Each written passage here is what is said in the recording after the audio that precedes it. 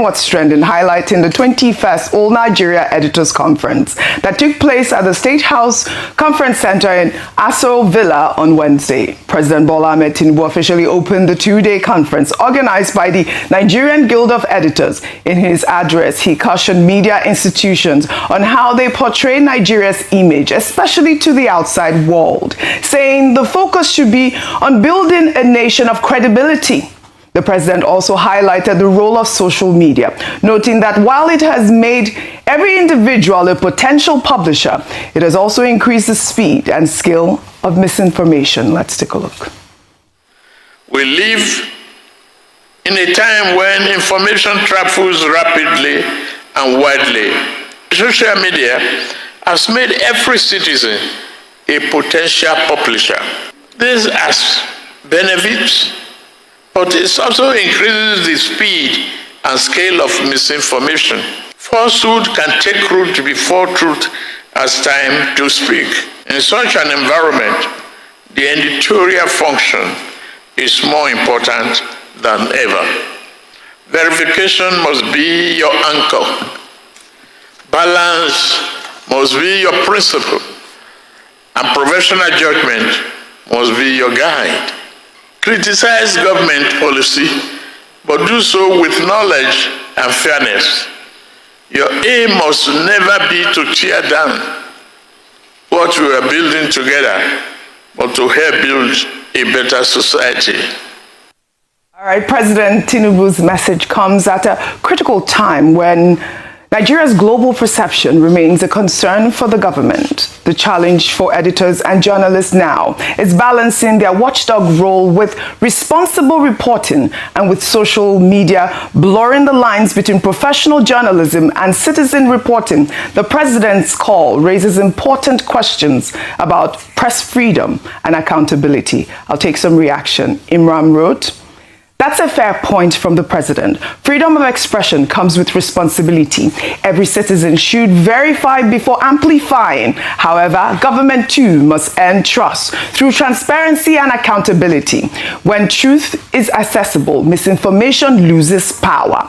Bayo wrote on X, "Nothing tarnishes the image of a country more than the actions and inactions of those in authority. Compare the action or inaction of a judge, a minister, a senior police officer, a governor, etc., with a random post of an angry youth. Which one weighs more?" Well, the chairman and editor-in-chief of the State Media Group and Arise News channel, Prince Nduka Obaigbena, speaking during the All Nigeria Editors Conference, warned that Nigeria risks losing its voice in the global media space due to the growing influence of artificial intelligence and foreign control of digital content, raising concerns about Africa's position in the global digital economy. The media mogul announced the launch of Leke, a new social media platform designed to challenge the U.S. and Chinese dominance in global content distribution. Let's take a look. AI is changing the format of Google and the format of the search engine. And it's going to change how journalism is run. And therefore, as Africans, we are confronted by a world where one or two countries controls distribution. That is, distribution of content through social media is controlled principally by the US and controlled to an extent by China. So that is the future of the information age we are birthing into. What are we doing about it? How are we responding to it? At the Dissecting and Arise Media Group, we have launched our own channel, our own social media channel, to be released in January called Leke. And that will shape the future and challenge the dominance of the US and China. All right, Prince Obaigbena's announcement raises critical questions about Africa's position in the global digital economy. While platforms like Facebook, Twitter, and TikTok dominate content distribution worldwide, African voices and creators often struggle for visibility and fair compensation. Now, the Leke Leke initiative, as Mr. Obaigbena has highlighted, will now provide a fair platform for African content in the global marketplace. So it's not just about creating content. It's important for African media leaders to own and control distribution channels, to shape our own narrative. Ayo, congratulations. The Leke Leke media platform will be launched in January. Excellent. A quick point, I'd like for you to tie in both stories. And I believe that was a great platform to launch Leke Leke officially. We've seen adverts already just awaiting the launch of Leke Leke. And Rufai said something this morning that was quite profound, which is that AI is the future editor of news. And Correct. so saying that at the All Nigeria Editors Conference was instructive. But I think very importantly is that the reason why the chairman and editor-in-chief of Arise This Day Media is leading this is because he's always been an advocate of Africa telling African story from the African perspective. And if you've heard him talk about the reason why he's set up African media such as This Day and Arise, this is one of his motivating factors. And so now going into the AI space, especially with regards to the distribution of information, which is moving more and more to online platforms, it is excellent to see that he's looking ahead, he's thinking futuristically. And this platform will then make sure that Africa has a voice on the global distribution of news and information. A quick note on that is that if you look at AI and the way that information is being given or distributed, what is the data that's put in is the data that you get out. So if you search for news around the African continent, the perspective would be those shaped by the Western world, because they are the ones who control the media in terms of that area currently. And so when we can have more of an African perspective, perhaps the world can get a better view in terms of the African narrative. So excellent point on that. Sure. With President Tinubu, he's the first sitting president to attend the editors conference, the All Nigeria Editors Conference. And so it's instructive because he himself is a media owner. He spoke well, but I think just on the last point to say that when they ask us to project, news that projects Nigeria in a good light, national unity, let them give us news that we can report that projects Nigeria in a good light. We don't manufacture the insecurity. Absolutely. We don't manufacture the hunger numbers in Nigeria. It is what is the fact on ground that we report. And when they do well, as we praise the president just in the last segment for his efforts in sports, we also report it. Yes. So it's a collaboration. Let the government do well. We will be more than happy to project those kind of news, not what we see. So it's what is given to us that we project Well out. said, Ayo, well said. We'll take another story now, and congratulations to the chairman on the launch of Leke Leke. We'll take another story now. As the reports of insecurity and Christian genocide in Nigeria continues to gain global attention, former Minister of Transportation Rotimi Amaechi, in a video now trending online, denied viral claims that he traveled to meet with former U.S. President Barack Obama, specifically to plot the removal of President Goodluck Jonathan from office ahead of the 2015 election over Christian genocide. Amaechi spoke during a public lecture on Monday, stating that he never reported Jonathan to Obama and that the only place you can report a president is to the National Assembly and to God. Let's take a look. There's a video you people are showing around. Amaechi went to America. I never went to America. That was here in Lagos. Lagos, I was in the meeting. American government, without anybody petitioning to them. Who are they God? After the president, no other person. So how can I petition the American government? What would they do? But American government came here after speaking to other countries. What did they come to do? Good luck, don't rig. If you rig, we will not recognize you. Opposition, if you visit violence, we will not recognize you. So they went to the president and told the president their mind. We are here for free and fair election. Please don't rig. Opposition, if you dare try violence, this is our response to it. But Nigerians say, oh, we went for Christian genocide. We went to report Goodluck. We report him. Do you report the president? The only place you can report the president is either the National Assembly or God. Not America.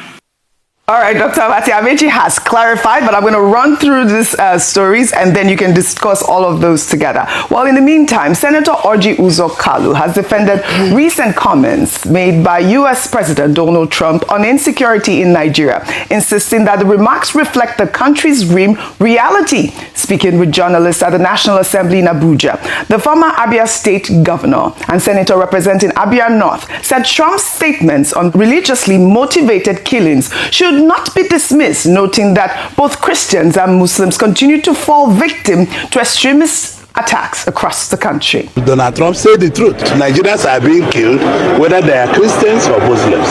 Are they not being killed? If they kill people in Plateau, they go to a church in Plateau, those they will kill are Christians. If they go to Benue, the majority of people they will kill in Benue are Christians. If they go to Zamfara, majority of people they kill in mosque there are Muslims. So these people are jihadists. These people just want to destroy Nigeria. So we should call a black name on them without any pity. They will be smoked out. But let me tell you, before President Trump says a word, mind you that the American intelligence community must have found out where these people are living. All these words we are talking is rhetoric. And you can see Nigerian Air Force, possibly the information that have been given to them by the U.S. authorities and say they are there. And you see Nigerian Air Force in the last 3 days bombing the homes of these people, and that is what it should be.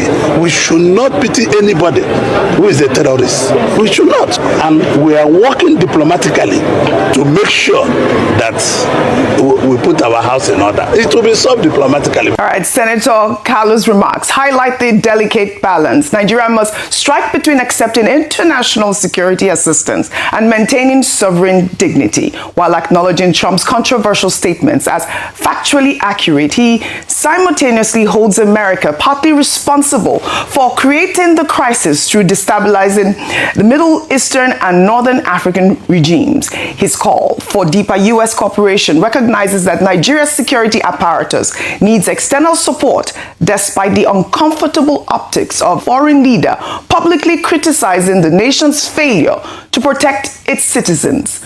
Meanwhile, the African Union Commission Chairperson Mahmoud Youssouf on Wednesday rejected accusations of a Christian genocide in Nigeria, urging people to think twice before making such statements. Youssouf added that the first victims of Boko Haram are Muslims, not Christians. Let's take a look. The first victims of Boko Haram are Muslims, not Christians. The first victims. And I'm saying it with documented references. So the complexity in the northern part of Nigeria should not be taken, that easily. So what we are saying to those statements, with regard to those statements, is that the African continent is very complex. It's not that easy to describe those situations with very easy words that can be used in a not reasonable way. That's why the African Union continent, the African Union Commission are very clear about that. We made it clear in our statement and communique, and we would like really to stress again that there is no genocide in northern Nigeria. All right, Dr. Abati, the AU chair here, maintaining that there is no genocide in northern Nigeria, but we just heard Senator Orji Uzor Kalu saying that those that are perpetrating this sort of crime are jihadists and they should be smoked out, and we should actually give them the black name that they deserve. I'd like for you to tie in both comments, and also with the fact that, there was that viral claim with Amaechi saying that he went to the U.S. to report former President Jonathan to Obama. Your thoughts? Well, I think that the clarification by former Minister Rotimi Amaechi is useful. To the extent that, only yesterday the President was talking about misinformation and how that can create a lot of misleading, thoughts and situation. But Mr. Rotimi Amaechi himself, who is at the center of the story, has come out to say he did not go to any America to report President Jonathan to Obama. in any case, he doesn't have such powers to go and report the president of a sovereign country to the president of another country. And except anybody has any peculiar, facts to the contrary. As somebody who was in government at that time, I'm not aware that, one person can go and report President Jonathan to President Obama. What I recall is that, look, there were issues at that time between the Governors Forum. There was the Governors Forum at a time when Amaechi was voted in as chairman, and there was this rival faction where Jonah Jang was voted in by 16 persons. So there was this dispute about whether 16 members are more powerful than 19 members within the Nigerian Governors Forum. So there was that tension, at that level between Governor Rotimi Amaechi, as he then was, and the Villa.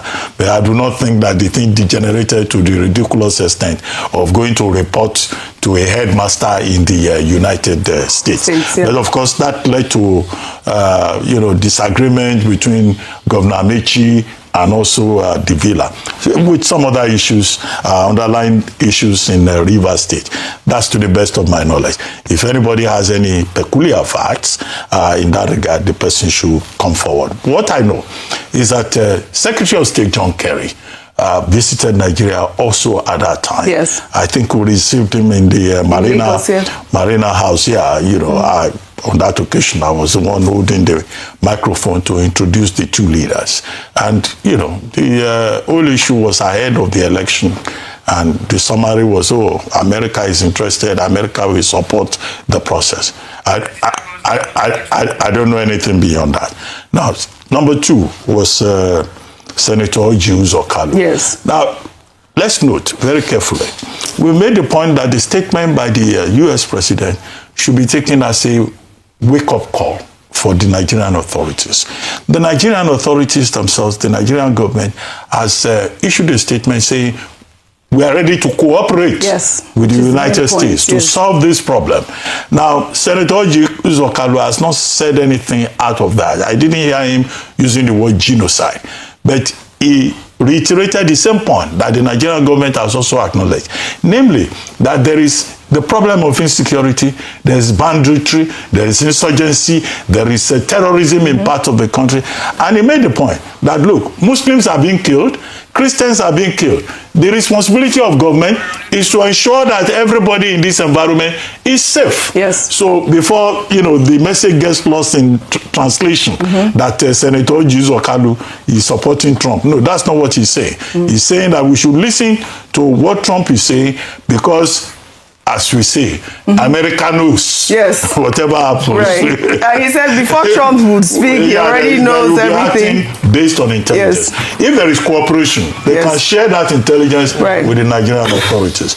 As for the AU Commission chair, what he's saying basically is that the situation in Nigeria is far more complex. It's not something that you can just fit into a stereotype, because oftentimes the Western media tends to mischaracterize, situations in Africa, which was the point that Minister Youssouf the Minister of Foreign Affairs, whom I quoted earlier, was making. After his interaction with Piers Morgan, he said, look, he has provided facts that people may not accept within the Western space, but that he will hope that his interview will be, reported verbatim, so that nothing gets misconstrued. Lost in translation. Many perspectives, but some people would, depending on their persuasion, would lean in one direction or the other. But our issue is that the Nigerian government still has a lot to do to protect everybody, whether Muslim or Christian or what are those people very well said. We have to protect us. Animals.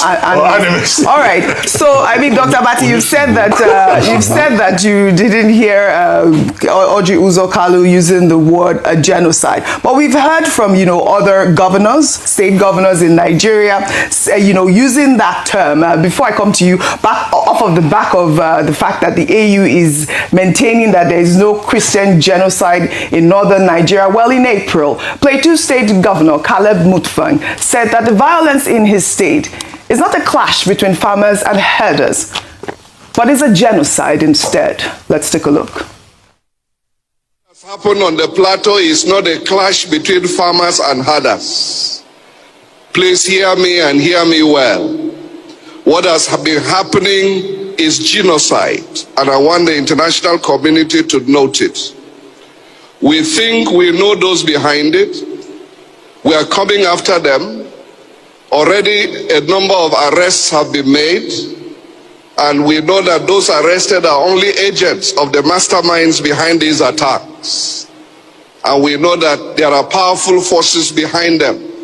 By the grace of God, we will not only expose them, we will break their ranks. All right, as complex as Nigeria is, Rufai, we've heard from Plateau State Governor use that word genocide. We also heard from the former Benue State Governor, what's his name again? What's his name again? The former Benue State Governor, Autumn, actually used the word genocide to describe the killings in that area as well. You see, the truth is blunt. Yes. There is Christian genocide in Nigeria. No matter how we try to change the narrative, is it that they're not killing of Muslims, they're killing of Muslims, but there is Christian genocide. I've read the definition. Once you have the intent to kill, cause bodily harm, wipe up a group of people, is genocide. You see, the reason why all of them are running from the word genocide, because they know the tag it gives an international implication. That's the same reason why Israel was running away from that tag of genocide in Gaza. Yes. Like they run away from it, they don't run away from it. There's Christian genocide in Nigeria. Fix it and let the truth reign. Finish. Stephanie. Main point. That really is the main point. Christians are being killed in Nigeria. Nigerian government cannot run away from this. This is the actual fact, because we have heard from your constituents, pastors. We've taken stories from, Dachamo. We have seen proof. We have seen fact that Christians are being killed en masse. Huge numbers of Christians have died. Well, before we take our milestone story, let's highlight some more reactions to the public confrontation between FCT Minister Youssouf Wike and Naval Lieutenant A.M. Yerima in Abuja over an alleged illegal land allocation. The video of the heated exchange, which has since gone viral on social media, has generated millions of views online, with Nigerians creating memes, AI edits, and comedy skits, turning the confrontation into a social media phenomenon. Let's take a look at this. Doctor was acquired legally. Because I carry neglect. Will you stop that? I'm an integrity officer. Will you stop that? Sir, you cannot shut me up. Get away! Shut that! You cannot shut me up. Who does that? You cannot shut me up. Will you shut up? You cannot shut me up. I'm an integrity. Get away! I was in school when you I'm acting on order, sir. Now who shut that? Sir, you cannot shut me up. You are a big fool. Sir, I'm not a fool. You are a fool. I am not a fool. Shut up, will you stop? I am not a fool. You are a big fool. I am not a fool. You are coming close to me. I am not a fool. Because I'm an old man. I will just come out and sit like idiot. You are telling us. Shut up, big fool. What the hell?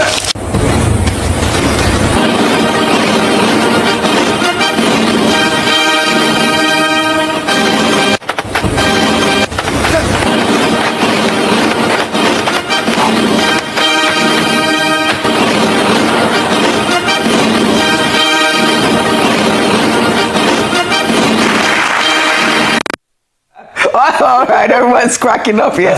Dr. Martin, that is AI generated. That's what we're talking about, AI. This is very fake. This AI, you. Dr. Martin, over to you. Over to you. We're here when we discuss this story. The first point to be made is that, look, this is very embarrassing. Yes. In the midst of whatever embarrassing situation, you will see the creativity of Nigerians coming through. Yes. Hence all these kits that Nigerians have created. Some are even selling T-shirts. I'm not a fool. Yeah. Yes. They turned it into business. However, the point needs to be made. I think the minister's behavior is very embarrassing. The way he conducted himself should be seen as a matter of serious concern by President Bola Ahmed Tinubu, who appointed him. Street fighting is not part of the responsibility of anybody that has been appointed by the president.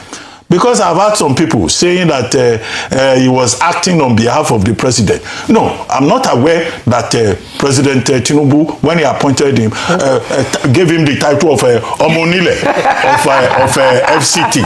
Because it's only Omoniles that behave like this. As minister of the FCT, he took the matter into his own hands. He said his officials went to the site and then they told him that they didn't allow them to chase them away. Then he left his office, carried his able-bodied officials and went to the site to go and do work. So the minister himself did not follow due process.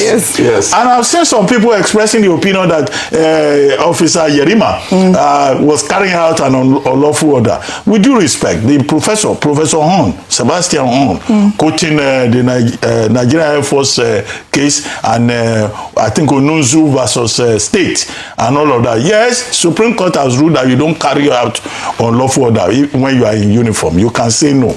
You should in fact say no. But in this particular case, we're told that the officer called his boss, called the chief of defense staff. So that in itself presupposes that he was acting in a lawful manner and not going on a frolic of his own. And in fact, that officer should be commended. Yes. Because he conducted himself with maturity. It was the minister in the video that I saw that was shouting, raising his hand, you know, and this is being confirmed by some of the skits that have been produced. So I think that Minister Wike disgraced the assignment, the office of the president, to the extent that, you know, the people arguing that he was acting on behalf of the president. We don't want Omonile as a minister of the Federal Capital Territory. Those who are familiar with the phrase Omonile, they know how Omoniles how they behave. So this is a matter that should be investigated. If it were another president in office, this is more than enough to ask the minister to go back to Port Harcourt. But you in government, is there a ministerial code? That's the question I've been asking. There is a general code of conduct now in terms of how public in terms of how public officials should behave. Yeah. Now look at Punch today. I think it's a front page story. Ex-generals, they say they are angry. Yes. Because the ex-generals are saying, look, this has to do with the institutional integrity of the Nigerian military. All of them, without exception, the ones quoted in that story, they are saying that, in fact, Wike should be disciplined. Right. That he was involved in an act of indiscipline. All right. By taking the laws into his own hands. Right. Nobody is above the law. All right. And we should not further, disrupt civilian-military relations. What this has done is that if Wike insists on doing Omonile antics across the Federal Capital Territory, other people will be emboldened to challenge him. I hope one day he will not go to his site to take the laws into his hands and they will rough handle him. All right. It can happen. This is Nigeria.